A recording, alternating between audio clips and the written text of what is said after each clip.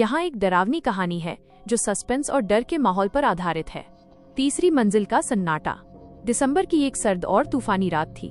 हिमाचल की पहाड़ियों में कोहरा इतना घना था कि कार की हेडलाइट्स भी बस कुछ फीट तक ही देख पा रही थीं। आर्यन, जो दिल्ली से मनाली के लिए निकला था, रास्ता भटक चुका था।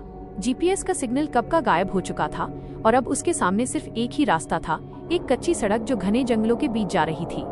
अचानक उसकी कार एक जोर के झटके के साथ रुक गई। इंजन से धुआं निकलने लगा। आर्यन ने बाहर निकलकर देखा तो पाया कि रेडिएटर फट चुका है। चारों तरफ सन्नाटा था, सिर्फ हवा के सरसराने और दूर कहीं कुत्तों के रोने की आवाजें आ रही थी। तभी उसकी नजर पहाड़ी के ऊपर स्थित एक पुरानी इमारत पर पड़ी।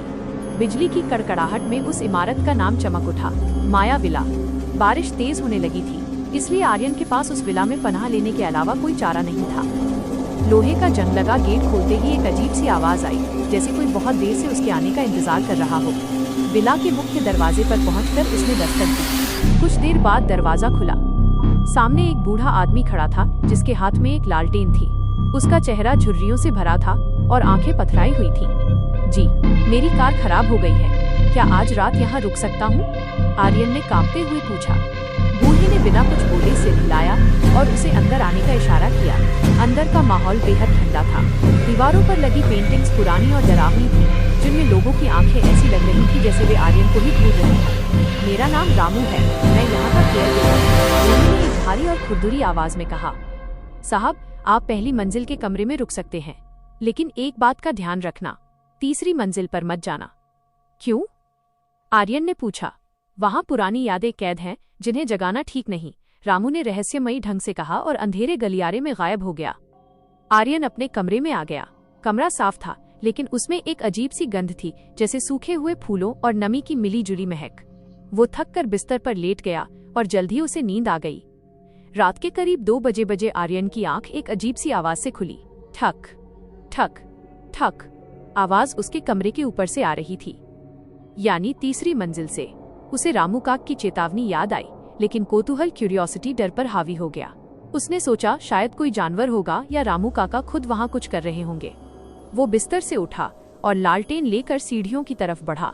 जैसे जैसे वो ऊपर चढ़ रहा था, तापमान गिरता जा रहा था। सीढ़ियों की लकड़ी हर कदम पर चरमरा रही थी। दूसरी मंजिल पार करके वो तीसरी मंजिल के दरवाजे पर पहुंचा।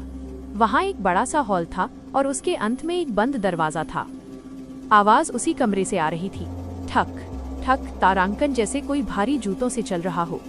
आर्यन ने धीरे धीरे उस कमरे का दरवाजा खोला।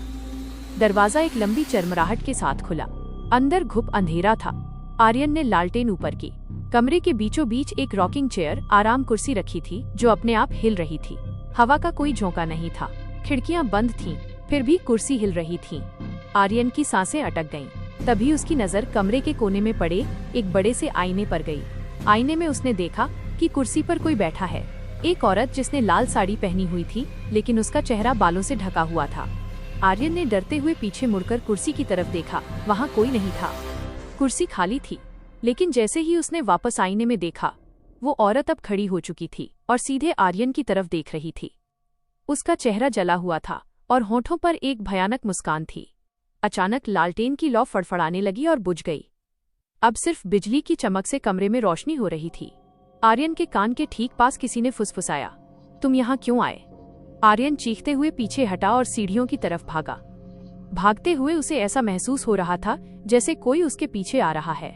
वह गिरता पड़ता नीचे हॉल में पहुंचा। रामू काका, रामू काका, उसने चिल्लाया, लेकिन कोई जवाब नहीं मिला। वो केयरटेकर के कमरे की तरफ भागा, लेकिन वहाँ कोई नहीं था। कमरे में धूल की मोटी परत जमी थी, जैसे वहाँ सालों से कोई न आया हो। तभी उसकी नज़र दीवार पर टंगे एक पुराने कैलेंडर पर पड़ी।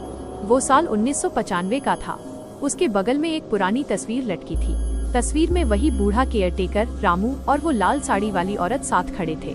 तस्वीर पर हार चढ़ा हुआ था और नीचे लिखा था, स्वर्गीय रामू और उनकी पत्नी माया, मृत्यु तिथि 12 दिसंबर 1995। आर्यन के पैरों तले जमीन खिसक गई। आज 12 दिसंबर ही थी। जिस आदमी ने उसे दरवाजा खोला था वो 28 साल पहले मर चुका था। तभी हॉल में एक जोर की हंसी गूंजी। आर्यन ने मुख्य दरवाजे की तरफ दौड़ लगाई। दरवाजा जाम हो चुका था। पीछे से कदमों की आवाज करीब आ रही थी। उसने पूरी ताकत लगाकर दरवाजे को धक्का दिया और वो बाहर कीचड़ में जा गिरा। वो अपनी कार की परवाह किए बिना मुख्य सड़क की तरफ भागा।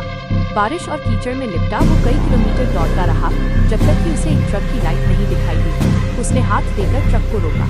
ट्रक ड्राइवर ने उसे बैठाया और पूछा, भाई साहब, इतनी रात को इस सुनसान जंगल में क्या कर रहे हैं? आर्यन ने हाँफते हुए माया विला की तरफ इशारा किया। ड्राइवर का चेहरा पीला पड़ गया। उसने कहा, साहब, आप किस्मत वाले हैं जो जिंदा बच गए। उस विला में 28 साल पहले आज ही की रात आग लग गई थी। केयरटेकर रामू ने अपनी पागल पत्नी माया को तीसरी मंजिल पर कैद कर रखा था। उस रात माया ने पूरे घर में आग लगा दी थी। दोनों जलकर मर गए थे। तब से जो भी वहां जाता है वापस नहीं आता। आर्यन ने पीछे मुड़कर देखा। दूर पहाड़ी पर वो विला अब अंधेरे में डूबा हुआ था, लेकिन तीसरी मंजिल की खिड़की पर उसे अब भी एक टिमटिमाती हुई लालटेन की रोशनी दिखाई दे रही थी और ऐसा लग रहा था जैसे कोई वहां खड़ा हाथ हिला रहा हो।